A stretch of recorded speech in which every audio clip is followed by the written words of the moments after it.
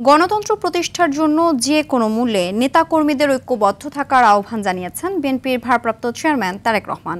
বলেন, অদৃশ্য শক্তি ধীরে ধীরে দৃশ্যমান হচ্ছে। দলের নাম ব্যবহার করে কেউ যেন ব্যক্তি স্বার্থ উদ্ধার না করে সেজন্য সবাইকে সতর্ক করেন তিনি। রুদ্র রফিকের রিপোর্ট।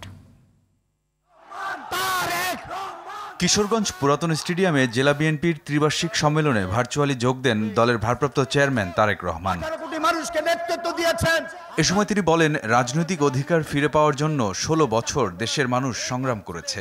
বাংলাদেশের মানুষের রাজনৈতিক অধিকার, ভোটের অধিকার এবং বাংলাদেশের মানুষের নিরাপত্তা এবং কর্মসংস্থানের ব্যবস্থা করে মানুষের বেঁচে থাকার অধিকারের প্রশ্নে বিএনপির কারো সাথে কোনো আপত্তি নেই, দ্বিমত নেই। অর্থাৎ বিএনপি এই কাজগুলো করতে চায়। তারেক রহমান আরো বলেন, অদৃশ্য শক্তি ধীরে ধীরে মাথাচাড়া দিয়ে উঠছে। সমগ্র বাংলাদেশে ধানের শীষের যে কয়জন নেতা কর্মী আজও বেঁচে আছে, আজও গণতন্ত্রকে প্রতিষ্ঠিত করতে চায়, আমাদের সামনে একটি লক্ষ্য থাকতে হবে।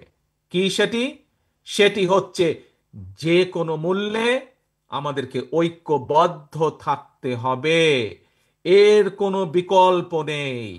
দলের নাম ব্যবহার করে কেউ যেন কোনো অপকর্ম করতে না পারে সেজন্য সবাইকে সতর্ক থাকার আহ্বান জানান তারেক রহমান। বিএনপির নাম ব্যবহার করে তাদের ব্যক্তি স্বার্থ হাসিল করতে না পারে। রুদ্র রফিক, RTV, ঢাকা।